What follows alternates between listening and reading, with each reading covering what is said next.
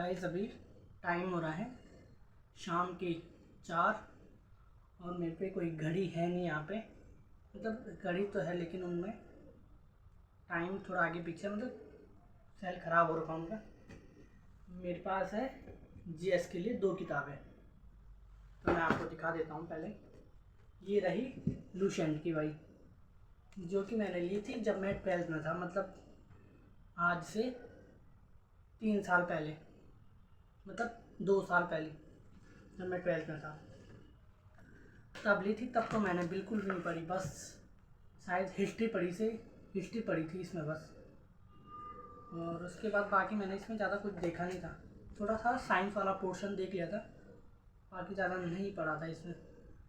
तो पढ़ते हैं फिर जीएस को स्टार्ट करते हैं। और दूसरी मैंने आपको कल भी दिखाई थी, मेरे पास है परीक्षा मंथन की जीएस भाई। तो मेरे को ज़्यादा फैक्ट इसमें मिली तो मैंने ये वाली ले ली भाई, क्योंकि इसमें बहुत ज़्यादा फैक्ट है। और इसमें भी है भाई, इसमें भी बहुत ज़्यादा फैक्ट है, लेकिन जितने इस वाली बुक में है उससे ज़्यादा इस वाली में है भाई। तो मैंने सोचा इसको रहने देते हैं और इसको लेते हैं भाई। और इसको लेने का वजह जो भी था ना, इस बुक को लेने की वजह कि इसमें ना जैसे ज्योग्राफी हमारे पास, उसमें करंट आता है, तो फिर करंट है, इकोनॉमी है, उसमें भी करंट वगैरह आता है। तो फिर इसीलिए मैंने ये वाली ली भाई, क्योंकि ये नया एडिशन है परीक्षा मंथन का 26 का। कौन सा एडिशन है पता नहीं मेरे को, ज़्यादा लिखा नहीं हुआ ना इसमें कौन सा एडिशन है। ये नहीं लिखा हुआ है, यही लिखा हुआ है कि नवीनतम नया एडिशन है ये। बाकी कल हम बात कर रहे थे मॉडर्न हिस्ट्री की, तो मॉडर्न हिस्ट्री मैंने कल पढ़ी थी। फिर मैं दिन में भी पढ़ी थी थोड़ी बहुत, पर लेकिन दिन में मेरे को उतनी भी चीज़ें समझ नहीं आई। और एक चीज़ और, मॉडर्न हिस्ट्री की मैंने बना रखी थी नोट्स एनसीईआरटी की भाई, जो कि मैंने यूट्यूब से बनाई थी। लेकिन इसको पढ़ने से ये है ना, एनसीईआरटी पढ़नी, एनसीईआरटी की अगर तुम्हारे पास अगर बुक है, मेरे पास बुक नहीं थी तो मैंने इसलिए नोट्स बना दिए थे भाई। अगर तुम्हारे पास बुक है ना तो एनसीईआरटी के नोट्स बनाने की बिल्कुल ज़रूरत नहीं है भाई। जहाँ पे मार्जिन होता है ना एनसीईआरटी बुक में, वहीं पे थोड़ा बहुत अगर तुम्हें कुछ लिखना है जो तुम्हें एक्स्ट्रा पॉइंट मिल रहा, तो वो वहीं पे लिख दो भाई। और ये है ना, एनसीईआरटी पढ़ने के बाद ना हम इन किताबों को अच्छे से समझ सकते हैं जल्दी से भाई। तो मैंने ये पढ़ी, इसके बाद मैंने करीबन ये वाली बुक तीसरा दिन है आज मेरा इस वाली बुक को पढ़ने का। वैसे इस वाली बुक को पढ़ा तो मैंने पहले भी था, तो लेकिन पहले मैंने ना कभी मैं मॉडर्न हिस्ट्री कर लेता था, कभी मेडाइवल, कभी एंशिएंट भाई। फिर ज्योग्राफी में भी ऐसे ही कभी वर्ल्ड, कभी इंडियन ज्योग्राफी कर लेता था। पॉलिटिकल में भी ऐसे ही था, कॉन्स्टिट्यूशन वगैरह देख लेता था मैं। और बाकी इकोनॉमी तो मैंने देखी नहीं, इसमें भी नहीं देखी। और मेरे पास 9th की शायद एनसीईआरटी, हाँ मेरे पास 9th की एनसीईआरटी थी, तो मैंने इकोनॉमी थोड़ी बहुत एनसीईआरटी पे वहीं पे देखा। और अभी मैंने निकाल नहीं रखी इकोनॉमी, मैं अभी पढ़ रहा हूँ मॉडर्न हिस्ट्री, क्योंकि और मेरे को मेडाइवल के बारे में ज़्यादा पता नहीं, एंशिएंट भी मैंने पढ़ी नहीं अभी ज़्यादा, तो मैं सीधे कह रहा हूँ मॉडर्न, क्योंकि एग्ज़ाम में ना मॉडर्न से ज़्यादा क्वेश्चन बन जाते हैं और एंशिएंट से, ये दोनों मतलब इनसे क्वेश्चन बनते हैं, मेडाइवल से बनते तो है पर थोड़ा कम आ जाते हैं, तो मॉडर्न से ज़्यादा आते हैं। फिर उसके बाद एंशिएंट, क्योंकि जहाँ तक मैंने सुना है, क्योंकि मॉडर्न से ज़्यादा आता है, तो इसीलिए मैं पहले मॉडर्न कर रहा। भले गलत भी है मॉडर्न स्टार्टिंग करना, पहले तो एंशिएंट से, उसमें थोड़ा क्रम वाइज सीक्वेंस वाइज समझ आ जाता है। पर चलो देखते हैं, ट्राई करते हैं, एंशिएंट भी पढ़ेंगे। तो अभी इसको पढ़ते हैं पहले।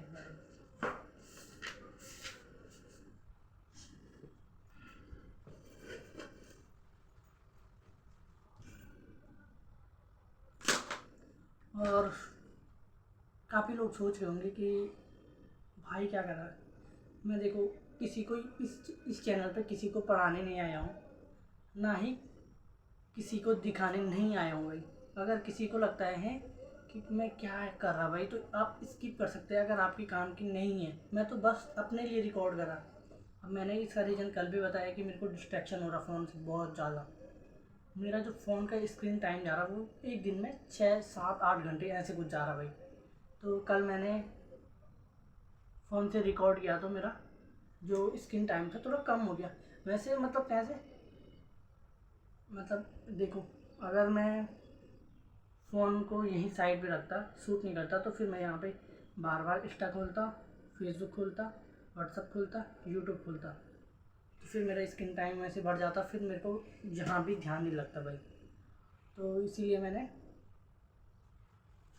वो कर दिया भाई। बाकी थोड़ा नज़रें कम है, तो इसको कम तो नहीं है वैसे, और आंखें दर्द करने लग जाती है भाई, क्योंकि बारीक लिखा हुआ है ना इसमें। तो किसी को मतलब किसी को दिखाने के लिए नहीं बना रहा, ये मैं खुद के लिए रिकॉर्ड कर रहा हूँ भाई। खुद के लिए रिकॉर्ड मतलब अपने को ज़्यादा से ज़्यादा टाइम देने के लिए। तो कल मैंने 2 चीज़ें पढ़ी थी, पुर्तगाली और डच, ईस्ट इंडिया कंपनी, ठीक है, इनके बारे में पढ़ी थी। अब मेरे को पढ़ने हैं आज। वैसे मैंने अंग्रेज़ी पढ़ी थी कल, मतलब ब्रिटिश वाली, फिर डेनिश पढ़ा था, डेनिश को मैं ज़्यादा पॉइंट दे नहीं रखा, फिर फ्रांसीसी पढ़ी थी, लेकिन पढ़ने और समझने में फ़र्क होता है। तो चलिए आज थोड़ा बहुत समझने का प्रयास करते हैं, क्योंकि एक झटके में ना याद नहीं हो जाता, समझते नहीं, क्योंकि मैं साइंस बैकग्राउंड है मेरी 12th तक, तो फिर मेरे को थोड़ा ये जो ह्यूमैनिटीज़ के सब्जेक्ट हैं उनको समझने में थोड़ा दिक्कत होती है, मतलब समझ में जल्दी नहीं आती, इनको थोड़ा 3 4 दिन लगातार पढ़ूंगा तो फिर चीज़ें याद होती जाएंगी भाई। तो स्टार्ट करते हैं भाई। पुर्तगाली में ऑटो डीएसएल पेपर गुड की खोज की, ठीक है। 1492 अमेरिका की खोज कोलंबस है, ठीक है। 1492 वास्को डी गामा उत्तरायण द्वीप के रास्ते पर भारत की खोज, ठीक है। पुर्तगाली सबसे पहले बात करते हैं पुर्तगाली की। तो 1498 वास्को डी गामा कालीकट बंदरगाह पहुंचा। यहाँ पहले से अरब व्यापारी यमुना शिरा गया, लेकिन कालीकट या इसका साढ़े मसालेदार जड़ी बूटी ले आएंगे हम पुर्तगाल की 1500 ईस्वी में अल्वारिस के अंदर 1548 के नेतृत्व में पुर्तगालियों का दूसरा कैंप भारत आया। पुर्तगाल का दूसरा कैंप 1515 में अल्वारिस के अंदर ये आसिया मसाला देकर पुर्तगाल में फिर बात करते हैं 1502 वास्को डी गामा भारत है, कुछ पुर्तगाल पर स्थापित की, और फिर 1505 में पुर्तगाल सरकार ने एक नई नीति अपनाई, जिसके बाद भारत में एक की नीति थी, और पहला कदम अमेरिका बना। उगली उसके बाद उगली को अधिकारी समुद्र के पार पुर्तगाल ने अटक है, उगली को अधिकारी समुद्र के पार पुर्तगाल में अटक है। अमेरिका कुछ है और कुछ ख्याल में 1505 में केरला कर्नाटक पुर्तगाल को 1589 गुजरात में से तुर्की संसदीय व्यक्ति गुजरात में से तुर्की की संसदीय व्यक्ति राधिका जी पर आती है। इसने अन्य एशिया में यूरोप की नौसेना श्रेष्ठता एशिया में यूरोप की नौसेना श्रेष्ठता को स्थापित करने वाला अमेरिका था। तो कि 1505 से 1505 अमेरिका 1509 पुर्तगाल से स्थापक था, 1510 बीटा से गोवा को जीता और किए बंदी का गोवा को जीत लिया और किए बंदी का एक से 3 के विकास के पास पूरी 1524 से 1529 तो यहाँ का गवर्नर बना, ठीक है। और 1529 में गोवा में इनकी मृत्यु हुई। गोवा में ही वास्को डी गामा की कब्र बनाई गई, सेंट जेवियर इसाई की कब्र भी गोवा में है। तो बात करते हैं पुनः 1529 से 38 अल्बुकर्क का वास्तु राजधानी 1530 में कोचिन की जगह गोवा को राजधानी बनाई, ठीक है। इसमें मद्रास के निकट सेंटोम तथा बंगाल में मद्रास के निकट सेंटोम बंगाल में हुगली में पुर्तगाली बस्ती स्थापना करके मद्रास के निकट सेंटोम बंगाल में हुगली में पुर्तगाली बस्तियों की स्थापना करके भारत की पूर्वी तट की ओर पुर्तगाली वाणिज्य का विकास किया, ठीक है। 1595 में शामिल बनी पुर्तगाली महासागर की शुरू हुई। 1595 डच ने हिमाचल प्रदेश की राष्ट्रीय सीमा पर सुमात्रा तक पहुंचे और इनके एक अधिकार को पूर्व किसके पुर्तगाली के कब्जे को, ठीक है। तुर्की ने पुर्तगाली को दक्षिण पूर्व एशिया में बसे पुर्तगाली बस्तियों को अलग किया, दक्षिण पूर्व एशिया में बसे सभी पुर्तगाली बस्तियों को अलग किया। भारत में कैप्टन ब्रिटेन के निजाम रजिस्टर ब्रिटिश 1611 में स्वाली में पुर्तगाली जल को पराजित किया। भारत में कैप्टन ब्रिटेन के नेतृत्व में एक अंग्रेजी जल ने 1611 में स्वाली में पुर्तगाली जल को पराजित किया। गोवा दमन द्वीप पर भारत तक अधिकार बना, जिनका निर्णय प्रणाली पुर्तगाली 1971 सैनिक कार्रवाई के द्वारा पुर्तगाली अधिकृत गोवा दमन द्वीप पुर्तगाली अधिकार में था कि 1956 सैनिक कार्रवाई के द्वारा पुर्तगाली अधिकृत बनाया। पुर्तगाली की प्रेस छापा खाना पुर्तगाली की भारत तंबाकू नीति 1508 कच्ची बात पुर्तगाली ने शुरू करवाई। उत्तर भारत में सांगरकार में भारत में पपीता अनानास लीची संतरा अंगूर शकरकंद मूंगफली काजू बादाम की पुर्तगाली की दी गई। पुर्तगाली से काटेज एवं काफिला रास्ता घाटी व्यवस्था, घाटी से तात्पर्य परमिट, इसके लिए भारतीय एवं अरबी जहाजों से भारतीय एवं परमिट से, घाटी से तात्पर्य परमिट से, ठीक है, परमिट ऐसा परमिट है भारतीय एवं अरबी जहाजों से शुल्क लेकर अन्य समुद्र में व्यापार करने का परमिट किया जाता है। अब आते हैं काफिला व्यवस्था, घाटी को काटज काफिला, इसमें स्थानीय व्यापारिक जहाज का एक काफिला होता है, स्थानीय व्यापारिक जहाज का एक काफिला होता है जिसकी रक्षा के लिए पुर्तगाली बीड़ा साथ चलता था। स्थानीय व्यापारिक जहाजों का एक काफिला होता था जिसकी रक्षा के लिए पुर्तगाली बीड़ा साथ चलता था। इसके दो कार्य थे, और इन जहाजों की समुद्री डाकों से रक्षा करना, ये होती है कि कोई जहाज पुर्तगाली व्यवस्था से बाहर जाकर व्यापार न करे, ठीक है। डच जो थे वो पोलैंड और नीदरलैंड के निवासी थे। सर्वप्रथम 1595 में कार्नेलियस हाउ प्लान के अनुसार डच को डच सबसे पहले सुमात्रा पहुंचे। 1602 में विभिन्न डच कंपनियों को मिलाकर पोलैंड की सरकार ने United East India Company of Netherlands नाम से व्यापारिक संस्था की स्थापना की। जो ये कंपनी थी United East India Company of Netherlands, इस कंपनी को भारत से पूरे देश में सत्ता करने का व्यापार किया था। तो ऐसे तो अंग्रेजी ब्रिटिश ईस्ट इंडिया कंपनी का था, डेनिश के साथ डेनिश से नहीं है क्योंकि उन्होंने सिर्फ धर्म पर चर्चा किया यहाँ पे, और बाकी फ्रांसीसी इनको भी व्यापार के अधिकार प्राप्त दिया गया कि भारत से पूरे देश में सब व्यापार करना, ठीक है। 1605 में डच नौसेना नायक वाद है कि डचों का पहला गंदल भारत आया, पूरी तरह पहला गंदल भारत आया 1605 में। पूरी तरह इसलिए मुसीबतों में अपनी पहली फैक्ट्री स्थापित की डचों ने 1610 में। इन पूरी तरह पूरी काटो को अपनी फैक्ट्री में और इसे अपना मुख्यालय बनाया। ये लोग यहाँ सोने पैगोडा सोने की मुद्रा डालते थे। ये लोग यहाँ सोने की मुद्रा डालते थे। 1643 में डचों ने बंगाल स्थित 1995 1602 1610 1653 फिर 1653 बंगाल में चिंचोरा 1605 1610, ठीक है। 1605 में सिक्किम 1610 पलिकट 1653 चिंचोरा बंगाल स्थित बंगाल में डच का प्राचीन था, सबसे प्राचीन डच की जो कंपनी थी पहले 1605 कहाँ पे थी, अहमदाबाद मुसीबतपुर 1606 पैतकतोली कहाँ पे थी, अहमदाबाद ठीक है, आंध्र प्रदेश, अच्छा आंध्र प्रदेश है, मुसीबतपुर आंध्र प्रदेश, ठीक है। और उसके बाद 1606 पैतकतोली ये भी आंध्र प्रदेश, फिर 1610 पुलिकट ये भी आंध्र प्रदेश, 1610 पुलिकट 1616 सूरत गुजरात, 1627 में भी थी जो कि वेस्ट बंगाल में थी, फिर 1653 वेस्ट बंगाल चिंचोरा, ठीक है, चिंचोरा वेस्ट बंगाल। उसके बाद 1658 ये नीपतम बालोचोर और मीर जाफर मीर कासिम बाजार साइड कासिम बाजार, ये तो इनके 1627 पीपली जो कि वेस्ट बंगाल में, अच्छा सूरत गुजरात पीपली वेस्ट बंगाल चिंचोरा वेस्ट बंगाल कासिम बाजार 1658 कासिम बाजार बालोचोर और नीपतम। तो ये नीपतम है, इसको 1690 में क्या बनाया, अपना मुख्यालय बनाया, इसको पुलिकट को पुलिकट के बाद नीपतम। तो कुछ यहाँ पे सूती वस्त्र कच्चा रेशम शूर नील अफीम नमक चावल आदि नहीं करते थे, मसाले नहीं करते थे, ठीक है।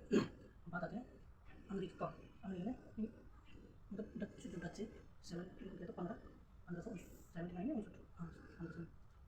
1759 में जो डच थे तो बेदरा जो कि बेदरा बंगाल के युद्ध में अंग्रेजों ने डचों को पराजित किया और इनकी जो भी जितने भी भारत है इनकी शक्ति को समाप्त कर दिया, ठीक है।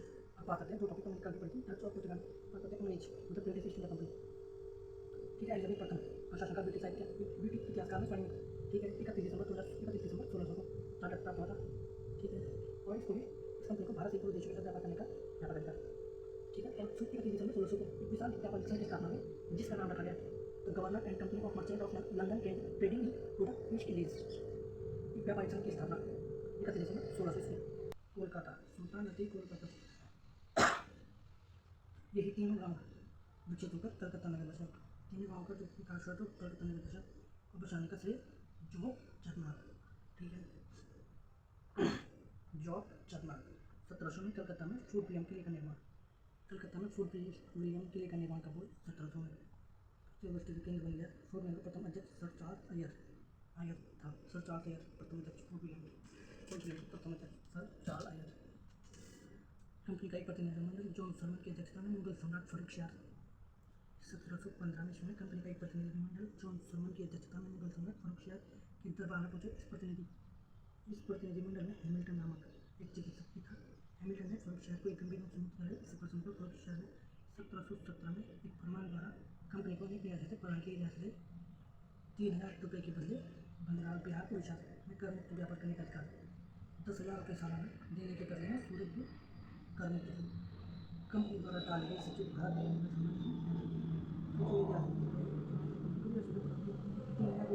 रुपये के बदले बंगाल बिहार उड़ीसा कर मुक्त व्यापार करने का अधिकार, ठीक है। 10,000 रुपये सालाना देने के बदले में सूरत भी कर मुक्त था। सूरत भी 10,000 रुपये मुक्त थे तो सूरत भी कर्म तथा कंपनी द्वारा डाले गए सिक्के भारत में या मुगल साम्राज्य में वैध होंगे। कंपनी द्वारा डाले गए सिक्के भारत में मुगल साम्राज्य में वैध होंगे। ठीक है यहाँ पे इंग्लिश की उपाधि कैप्टन आगे में कैप्टन होटल का इंग्लिश की उपाधि सब है अर्मी हिस्ट्री से करवाइए। इंग्लिश की उपाधि कैप्टन होटल अर्मी हिस्ट्री से भारत आने वाला प्रथम अंग्रेज जॉन मिल्डन हॉल था। भारत आने वाला पहले प्रथम अंग्रेज जॉन मिल्डन हॉल था। फ्रांसिस डी नामक अंग्रेज ने मद्रास को पट्टी पर चंद्रगिरी के राजा से प्राप्त किया। फ्रांसिस डी नामक अंग्रेज ने मद्रास को पट्टी पर चंद्रगिरी के राजा से प्राप्त की। पट्टी पर गोराल्ड अंगियास को बम्बई नगर का संस्थापक बम्बई का संस्थापक गोराल्ड अंगियास क्योंकि उसको संस्थापक बनाया जा रहा है उनका अध्यक्ष लिखा हुआ है। फिर कंपनी अंगियास को अपना अधिकारी नियुक्त कर बम्बई के गाँव का शहरीकरण करता। अधिकारी नियुक्त कर बम्बई के गाँव का शहरीकरण। ठीक है गोराल्ड अंगियास को बम्बई नगर का संस्थापक। प्रथम प्रेसिडेंसी ब्रिटिश कंपनी की प्रेसिडेंसी बंगाल में न सूरत में हुई 1608 में सूरत व्यवस्थाई रूप में और इसका स्थायित्व 1613 में 1611 मुंशीपट्टनम 1616 अहमदाबाद बुरहानपुर आगरा में 1632 गोलकुंडा में 33 में 1633 बालाशोर में हरिहरपुर उड़ीसा 1639 मद्रास 1651 हुगली 1669 बम्बई 1700 में कलकत्ता में। डेनिस का जो पॉइंट है डेनिस में तो इससे ज़्यादा इसे व्यापार नहीं किया यहाँ पे। डेनिस डेनमार्क के निवासी थे। 1616 में भारत आया और बंगाल से श्रीरामपुर ये बंगाल से श्रीरामपुर में अपनी बस्ती स्थापित की। यही भारत में इनका मुख्य केंद्र श्रीरामपुर में था। इसका डेनिस व्यापार के स्थान पर ईसाई धर्म के प्रचार प्रसार में कार्य किया। डेनिस से व्यापार नहीं किया ईसाई धर्म के प्रचार प्रसार में कार्य किया। फ्रांसिस ईस्ट इंडिया कंपनी की स्थापना लुई XIV के शासनकाल में इसके मंत्री कोलबर्ट के प्रयासों से 1664 में फ्रांसिस ईस्ट इंडिया कंपनी की स्थापना लुई XIV के शासनकाल में इसके मंत्री कोलबर्ट के प्रयासों से 1664 में एक सरकारी कंपनी थी। इसे भारत सहित पूरे देश के साथ व्यापार करने का अधिकार दिया गया था। अब सर्वप्रथम 1667 फ्रांसिस कोरो 1667 में फ्रांसिस कोरो के नेतृत्व में फ्रांसीसियों का पहला दल भारत में सूरत पहुंचा। यहीं पर इन्होंने अपनी फैक्ट्री की स्थापना की। 1664 हुई थी कंपनी की लेकिन उन्होंने पहली फैक्ट्री स्थापित की थी 1667 में सूरत में। फ्रांसिस कोरो के नेतृत्व में फ्रांसीसियों का पहला दल भारत में सूरत पहुंचा और यहीं पर इन्होंने अपनी पहली फैक्ट्री की स्थापना की। 1669 में फ्रांसीसियों ने पूरी तरह स्थित मछलीपट्टनम में इन्होंने मछलीपट्टनम में दूसरी फैक्ट्री 1769 में फ्रांसीसियों ने पांडिचेरी को अपना मुख्यालय बनाया। यहाँ पहला गवर्नर फ्रांसिस मार्टिन था। पांडिचेरी को अपना मुख्यालय किसे बनाया फ्रांसीसियों ने 1701 में। यहाँ पहला गवर्नर फ्रांसिस मार्टिन था। The governor and company of merchant of London and east India east India company के प्रारंभिक दौर में वेस्टर्न प्रेसिडेंसी सूरत में थी। ठीक है कंपनी की पहला सोर्स में कंपनी का पहला हैटन नामक जल जहाज यहाँ पे थोड़ा रेड क्रॉस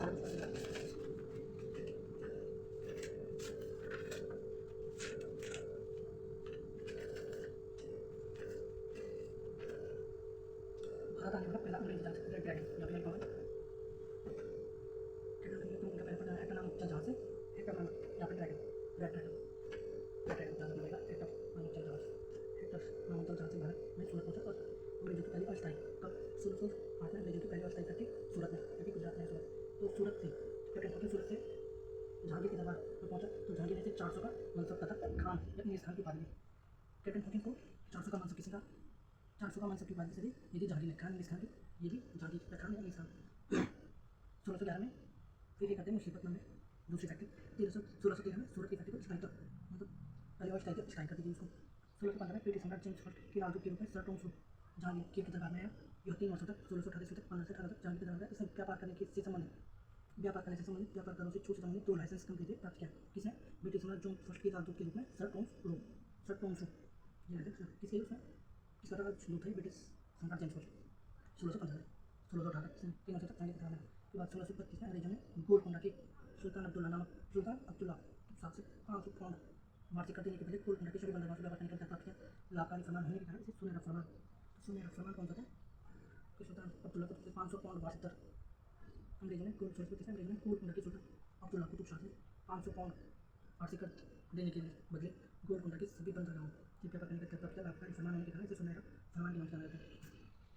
1661 हिंदू जयंती सम्राट चार्ल्स सेकंड, यहाँ पे जेम्स फर्स्ट चार्ल्स सेकंड, कार्ला पुर्तगाली राजकुमार कैथरीन के साथ, लेकिन सम्राट चार्ल्स सेकंड कार्ला पुर्तगाली राजकुमार कैथरीन के साथ इस वर्ष में पुर्तगाली फर्स्ट पुर्तगाली के एवरेज में बम्बई पुर्तगाली से दिल्ली में बम्बई चार्ल्स सेकंड के पास हुआ। बम्बई चार्ल्स सेकंड खरीदा था पुर्तगाली के राजकुमार कैथरीन के साथ बैठा थे और पुर्तगाली ने दिल्ली में बम्बई को किया। इस वर्ष में इस वर्ष बैठा इस वर्ष में चार्ल्स सेकंड बम्बई को 10 पौंड वार्षिक किराए पर कंपनी को दिया। इस कंपनी ने ओनली से अपना अधिकारी व्यक्तिगत बम्बई के गाँव पर शहरीकरण करवा दिया। 1698 में अंग्रेजों ने बंगाल के जमींदार इब्राहिम खां से 1200 रुपये में 1698 में अंग्रेजों ने बंगाल के एक जमींदार इब्राहिम खां से 1200 रुपये में 3 गाँव की जमींदारी खरीदी। ये गाँव थे कोयम्बटूर, सुल्तानपुर, फ्रांसिस मार्टिन। 1742 में फ्रांसिस कमल पांडिचेरी महत्वाकांक्षी साम्राज्यवादी का बना था। इसने भारतीय राजनीति में हस्तक्षेप करना प्रारंभ किया। परिणामस्वरूप अंग्रेजी भारतीय युद्ध हुआ। इसी को पहले फ्रांस में युद्ध कहते हैं। प्रथम कर्नाटक युद्ध 1746 से 48 साल तक। फर्स्ट फ्लैग उत्तराधिकारी का प्रश्न एवं अंग्रेज और फ्रांसीसी में अमेरिका में युद्ध। फर्स्ट फ्लैग उत्तराधिकारी का प्रश्न अंग्रेज फ्रांसीसी में अमेरिका में युद्ध। 17 में एक्स लॉ शेपली की संधि। एक्स लॉ शेपली की संधि 17 में अंग्रेज और कर्नाटक के नवाब के राजे। फर्स्ट फ्लैग उत्तराधिकारी का प्रश्न द्वितीय कर्नाटक युद्ध 1745 से 1754। दोनों कंपनियों में भारतीय राजनीति में हस्तक्षेप किसके? फ्रांसीसी और ब्रिटिश ईस्ट इंडिया कंपनी और राजनीति में हस्तक्षेप भारतीय राजनीति में 1755 में पांडिचेरी की संधि द्वारा अंग्रेजों की अच्छी स्थिति समाप्त युद्ध के समाप्त कैसे कारण था कि तो मतलब ब्रिटिश ईस्ट इंडिया कंपनी और फ्रांसीसी ईस्ट इंडिया कंपनी द्वारा भारतीय राजनीति में हस्तक्षेप कारण था। समाप्त युद्ध 1755 में पांडिचेरी की संधि द्वारा और इसमें परिणाम हुआ अंग्रेजों की अच्छी स्थिति। ठीक है, ये नहीं पता कि कौन सी तक होना था। तृतीय कर्नाटक युद्ध 1756 से 63 यूरोप पर सप्तवर्षीय युद्ध कहा जाता है। यूरोप पर सप्तवर्षीय युद्ध 1763 की पेरिस की संधि 1763 की पेरिस की संधि द्वारा युद्ध समाप्त हुआ और अंग्रेजों की विजय हुई। ठीक है, अंग्रेजों के साथ विजय हुई। अब हम बात इसमें महत्वपूर्ण युद्ध कर्नाटक युद्ध देखिए। महत्वपूर्ण युद्ध सेंट थोम का युद्ध 1748। ठीक है, इसकी समाप्ति क्या है? प्रथम कर्नाटक युद्ध सेंट थोम का युद्ध कर्नाटक के नवाब और फ्रांसीसियों के बीच। कर्नाटक के नवाब और फ्रांसीसी विजय। अंबोर का युद्ध 1749। अंबोर का युद्ध 1749। डुप्ले मुजफ्फर जंग 1749 में डुप्ले मुजफ्फर जंग एवं चंदा शाह त्रिकुट एवं कर्नाटक के नवाब अनवरुद्दीन के साथ के मध्य त्रिकुट विजय हुआ। इसमें भाई जाते सीधे अंबोर में डुप्ले मुजफ्फर जंग एवं चंदा शाह त्रिकुट एवं कर्नाटक के नवाब अनवरुद्दीन के मध्य जिसमें विजय होती है चंदा शाह त्रिकुट विजय। अंबोर के त्रिकुट सेंट थोम का युद्ध फ्रांसीसी किसी कर्नाटक के नवाब फ्रांसीसी। फिर आरकाट का युद्ध 1752 किला के नीचे वाली अंग्रेजी सेना चंदा साहिब के पुत्र राजा साहिब के बीच एवं चंदा साहिब के पुत्र राजा साहिब के बीच अंग्रेजी से चंदा साहिब के पुत्र राजा साहिब के बीच चंदा साहिब के पुत्र राजा साहिब के बीच वानवास अंग्रेजी। ठीक है, इसमें 1719 से लिखा बंगाल व्यावहारिक रूप से इसी समय से व्यावहारिक रूप से करेंगे ढाका के स्थान पर मुर्शिदाबाद को यहाँ। ठीक है, पहला नाम था जिसे अंग्रेजों द्वारा अधिकार पत्र के द्वारा अंग्रेजों का विरोध किया जो मुर्शिद कुली खां था। 1717 में बंगाल का नवाब था। 1727 इसकी मृत्यु हो जाती है। मुर्शिद कुली खां सुजाउद्दौला बंगाल का नवाब बना। 1727 में मुर्शिद कुली खां की मृत्यु सुजाउद्दौला बंगाल का नवाब बना। अत्यंत न्यायप्रिय नवाब था। 1717 में अलीवर्दी खां को बिहार का उपसुबेदार नियुक्त किया। किसने? मुर्शिद कुली खां की मृत्यु सुजाउद्दौला ने अलीवर्दी खां को 1717 में मुर्शिद कुली खां को द्वारा इस घाटा के स्थान पर मुर्शिदाबाद जिला में अंग्रेजों के अधिकार पर ठीक है। मुर्शिद कुली खां की मृत्यु सुजाउद्दौला बंगाल का नाम अत्यंत न्यायप्रिय। 1717 में अलीवर्दी खां को बिहार का उपसुबेदार नियुक्त किया। 1740 में सुजाउद्दौला की मृत्यु इसका पुत्र सरफराज खां नवाब बना था। 1740 में अलीवर्दी खां ने विद्रोह कर दिया। अलीवर्दी खां ने 1740 में इसी विद्रोह में सरफराज खां मारा गया और अलीवर्दी खां बंगाल का नवाब बना। सरफराज खां विद्रोह के 1740 में अलीवर्दी खां ने विद्रोह कर दिया। 1740 में अलीवर्दी खां ने विद्रोह कर दिया। इसी विद्रोह में सरफराज खां मारा गया। अलीवर्दी खां बंगाल का नवाब। अलीवर्दी खां 1740 से 1756। अलीवर्दी खां का अंग्रेजों के साथ अच्छे संबंध थे, लेकिन इसने अंग्रेजों को ध्रुवीकरण करने का अधिकार नहीं दिया। संबंध तो अच्छे थे लेकिन उनको ध्रुवीकरण करने का मतलब स्थान मिला। और जो अलीवर्दी खां इसने यूरोपियों की उपमा मगरमच्छों से की। मतलब यदि इन्हें न छिड़ा जाए तो यह सह देंगे, यदि इन्हें छिड़ा जाए तो काट कर मार डालेंगे। यूरोपियों की उपमा मगरमच्छों से किसने की? अलीवर्दी खां ने। ठीक है, इसका शासनकाल 40 से 56 इसने कहा कि यदि इन्हें न छिड़ा जाए तो यह सह देंगे, यदि इन्हें छिड़ा जाएगा तो काट कर मार डालेंगे। अलीवर्दी खां के कोई पुत्र नहीं, उसका कोई पुत्र नहीं था और अपनी छोटी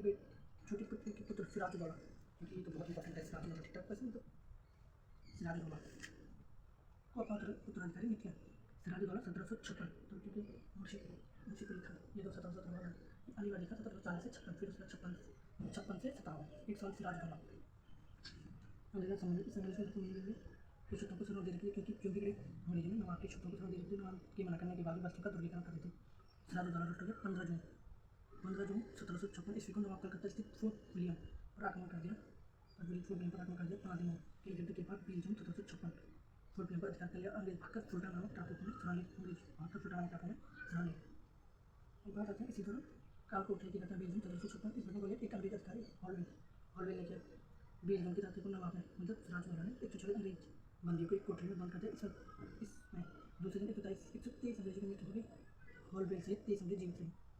तो समझौते हॉलवे के मानने कारण क्योंकि इसकी पुष्टि नहीं सोची नहीं होते। मुर्शिदाबाद किस वजह से मुंशी कुली खान मुर्शिदाबाद की थी ढाका से 1757 ठीक है। लगे फोर्ट में के क्लाइव वाटसन मद्रास में पेशेंट के साथ कलकत्ता पहुंचे। कलकत्ता के किलेदार माणिकचंद ने फोर्ट विलियम प्राप्त कर लिया। माणिकचंद कलकत्ता के किलेदार माणिकचंद से फोर्ट विलियम प्राप्त कर लिया ठीक है। क्लाइव का नवाब के विरुद्ध षड्यंत्र नवाब सिराजुद्दौला के प्रमुख पुत्र उससे असंतुष्ट थे। इस लाभ उठाकर क्लाइव ने नवाब के विरुद्ध एक षड्यंत्र रचा। इस षड्यंत्र में नवाब के मुख्य सेनापति मीर जाफर दीवान राय दुर्गल और एक सैनिक अधिकारी बनने के जगह से ठंडी थे ठीक है। प्लासी का युद्ध होता है इसमें प्लासी का युद्ध है ठीक है जो कि सिराजुद्दौला के साथ हुआ तो ये हुआ 23 जून 1757 प्लासी का युद्ध। प्लासी जो भागीरथी नदी के तट पर स्थित है। क्लाइव के नेतृत्व वाली एक छोटी सी अंग्रेज सेना और नवाब सिराजुद्दौला की 50,000 सेना के साथ क्लाइव के नेतृत्व वाली छोटी अंग्रेजी सेना और नवाब सिराजुद्दौला की 50,000 सेना के साथ युद्ध प्रारंभ होते ही मीर जाफर अपनी सेना लेकर भाग गया। अंत इस युद्ध में नवाब सिराजुद्दौला का मीर जाफर जो सेनापति था तो अपनी सेना लेकर भाग गया मुर्शिदाबाद भाग गया लेकिन नवाब को मुर्शिदाबाद में पकड़कर वध कर दिया। मुर्शिदाबाद नवाब ने ये भागा सिराजुद्दौला राजी होकर मुर्शिदाबाद भाग गया लेकिन सिराजुद्दौला को मुर्शिदाबाद में पकड़कर मार दिया गया। इसके बाद मीर जाफर फिर सिराजुद्दौला को मीर जाफर बंगाल का नवाब बना। क्लाइव को व्यक्तिगत रूप से बहुत धन मिला व्यक्तिगत रूप से क्लाइव को धन मिला। इसी तरह प्लासी के युद्ध में भारत में अंग्रेजी प्रभुसत्ता की नींव डाली। तो भारत में अंग्रेजी प्रभुसत्ता की नींव किस युद्ध के दौरान डाली है। प्लासी युद्ध के मध्य हुआ था अंग्रेज और सिराजुद्दौला जिसमें मीर जाफर सिराजुद्दौला का जो सेनापति मीर जाफर वो अपनी सेना लेकर अलग हो गया मतलब युद्ध में असफल हो गया। तो नींव पड़ी तो कंपनी को 24 परगना जिले की दीवानी प्राप्त हुई। प्लासी के युद्ध के दौरान कंपनी को 24 परगना जिले की दीवानी प्राप्त हुई। 24 परगना जिले की दीवानी प्राप्त हुई। इस षड्यंत्र में क्लाइव की सेना के साथ पहुंचेगा और नवाब के बाद युद्ध करेगा। इसमें मीर जाफर नवाब को धोखा देगा जिले की दीवानी प्राप्त हुई। प्लासी का युद्ध ठीक है। मीर जाफर जब सिराजुद्दौला 56 से 57 तो फिर 57 से 60 मीर जाफर बनेगा अंग्रेजों के कब्जे के कार्यक्रम। तो इसे मीर जाफर को क्या कहा जाता है कर्नल क्लाइव का गीता किसे कहते हैं मीर जाफर को अंग्रेजी के पुत्री के रूप में कार्य किया। 1760 में क्लाइव इंग्लैंड वापस चला गया। बेनस्टार्ट बंगाल का गवर्नर था। क्लाइव इंग्लैंड वापस चला गया। इसके साथ बेनस्टार्ट बंगाल का गवर्नर था भारत है। बेनस्टार्ट इसने नवाब बनाने के लिए मीर जाफर के दामाद मीर कासिम मीर जाफर के बाद मीर कासिम को इसने नवाब बनाया।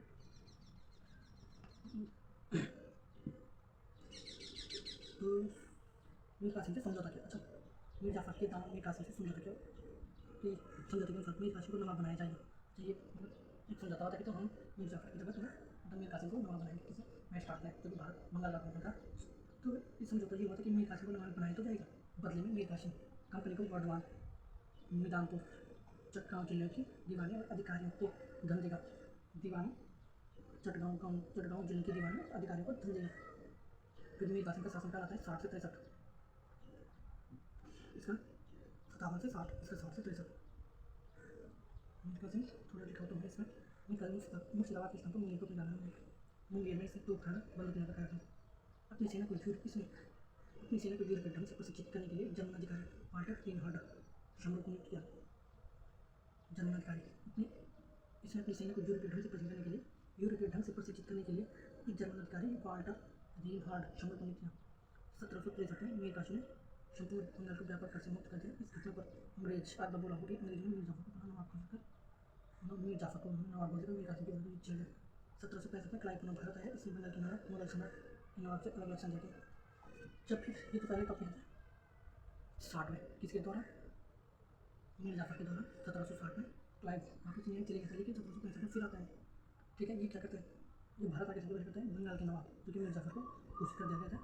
बंगाल के नवाब, मुगल सम्राट और मुगल सम्राट बंगाल के नवाब अवध के नवाब से अलग अलग समझा करते हैं। तो कौन करता है, क्लाइव 1765 में भारत आता है। क्लाइव ने बंगाल के नवाब नजमुद्दौला से संधि की। नजमुद्दौला से कौन सी संधि की? संधि के अनुसार प्रशासन के सारे अधिकार कंपनी के हाथों में, प्रशासन के जितने भी अधिकार हैं कंपनी के हाथों में होगा। नवाब को प्रतिवर्ष 53 लाख रुपये सालाना कंपनी देगी। नवाब को प्रतिवर्ष 53 लाख रुपये सालाना कंपनी देगी। इस प्रकार बंगाल में द्वैध शासन लागू हुआ। सबसे इंपॉर्टेंट है 1765 में जब हुआ है ना क्लाइव भारत, तो ये तो बहुत इंपॉर्टेंट है क्योंकि द्वैध शासन की नीति, द्वैध शासन लागू हो गया था 1765 में क्लाइव के बाद। तो भारत के सारे अधिकार कंपनी के प्रशासन के सारे अधिकार, मतलब प्रशासन के अधिकार बंगाल के नजमुद्दौला के संधि करते हैं। प्रशासन के सारे अधिकार कंपनी के हाथों में होगा। नवाब को प्रतिवर्ष 53 लाख रुपये सालाना कंपनी देगी। इस प्रकार बंगाल में द्वैध शासन लागू हो गया। बक्सर का युद्ध 22 अक्टूबर 1764, 22 अक्टूबर 1764 बक्सर का युद्ध। मीर कासिम अंग्रेजों से प्राप्त होकर सुजाऊ झोला के पास पहुंचा। इस समय वहाँ मुगल सम्राट शाह आलम द्वितीय भी उपस्थित थे। इन तीनों ने अंग्रेज सुजाऊ झोला के पास पहुंचा मीर कासिम। इस समय मुगल सम्राट शाह आलम द्वितीय भी उपस्थित थे। मुगल सम्राट शाह आलम, इन तीनों ने अंग्रेजों को संयुक्त मोर्चे का निर्माण किया। तीनों अपनी सेना लेकर बक्सर पहुंचे। अंग्रेजों से अंग्रेजी सेना नेतृत्व हेक्टर मनोवर ने किया। इस युद्ध में संयुक्त मोर्चे की शक्ति पराजित हुई। युद्ध भूमि से भाग गया, जबकि सुजाऊ दौला साला ने आत्मसमर्पण कर लिया। बक्सर के युद्ध में मीर कासिम तो भाग गया, जो सुजाऊ दौला था और जो सालम द्वितीय मुगल सम्राट था, उनके साथ संधि, उन्होंने आत्मसमर्पण कर दिया। तो सबसे पहले इलाहाबाद की संधि, प्रथम संधि 12 अगस्त 1765। इलाहाबाद की संधि, प्रथम संधि 12 अगस्त 1765 किसके साथ होते हैं? मुगल सम्राट शाह आलम के साथ।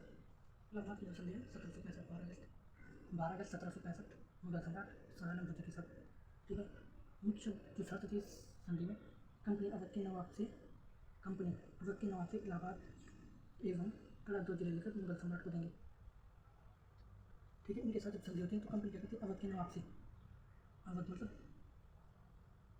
कंपनी अवध के नवाब से इलाहाबाद एवं कड़ा 2 जिले लेकर मुगल सम्राट को देगी। ठीक है, कंपनी मुगल सम्राट को 26 लाख रुपये पेंशन के रूप में देगी।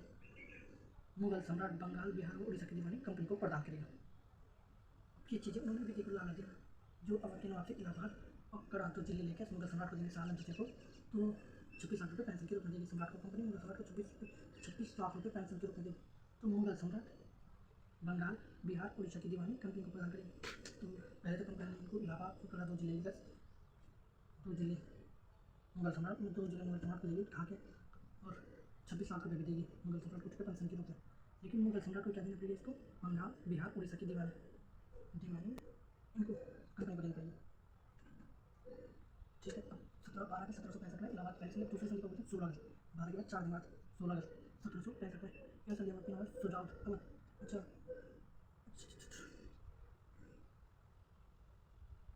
समझिए, जो अवध का नवाब था वो था सुजाऊ दौला। ठीक है, से हुई ये संधि में क्या सकते कंपनी अवध के नवाब से इलाहाबाद में कड़ा का जिला प्राप्त करके मुगल को देगा, मुगल सम्राट शाह आलम को देगा। ये दोनों गए थे छात्र, लेकिन इसे क्या कर दिया, किसे कंपनी ने, तो क्लाइव ने ये कर दिया कि जो अवध इलाहाबाद वो कड़ा 2 जिले हैं वो पहले कंपनी उसको दी, किसको? मुगल सम्राट को। कंपनी अवध के नाम से इलाहाबाद कड़ा जिला, अवध के नाम से इलाहाबाद में कड़ा जिला प्राप्त कर शाह आलम द्वितीय मुगल सम्राट को देगी। पहली साथी नवाब पर हटाने के रूप में 50 लाख रुपये चुनाव का किला कंपनी प्राप्त करेगी।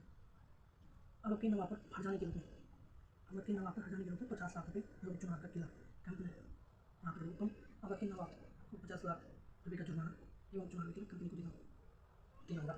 ये चीज़ कंपनी को अवध में कर मुक्त व्यापार करने का अधिकार होगा। कंपनी को अवध में कर मुक्त मतलब कर लिया जाएगा कंपनी में। अवध की सुरक्षा के लिए अवध में अंग्रेजी सेना रखी जाएगी, जिसका खर्च अवध का नवाब देगा। अवध की सुरक्षा के लिए अवध में अंग्रेजी सेना रखी जाएगी, अवध की सुरक्षा के लिए जिसका खर्च अवध का नवाब देगा। 1765 से बंगाल में द्वैध शासन चलता रहा, क्योंकि क्लाइव 1765 आया था तो द्वैध शासन स्टार्ट हुआ। और बंगाल में द्वैध शासन चल रहा था। 1765 बंगाल का गवर्नमेंट बनाया, उसमें कंपनी का शासन करते हैं। इस द्वैध शासन को समाप्त कर कंपनी का शासन स्थापित कर दिया, समाप्त कर दिया कंपनी का शासन। ये पहले अपना शासन नहीं करना चाहते, ये केवल व्यापार करना चाहते थे। लेकिन 1765 से 1765 से 72 ये करेंगे कंपनी को यहाँ पे द्वैध शासन था।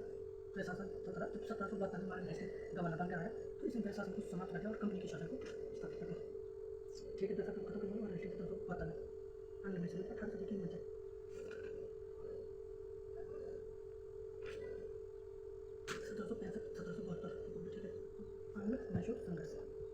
खाली खाली बोलते हैं ना उसमें चिपकाते सुना नाम छोटा लेकिन वास्तविक सच में नाते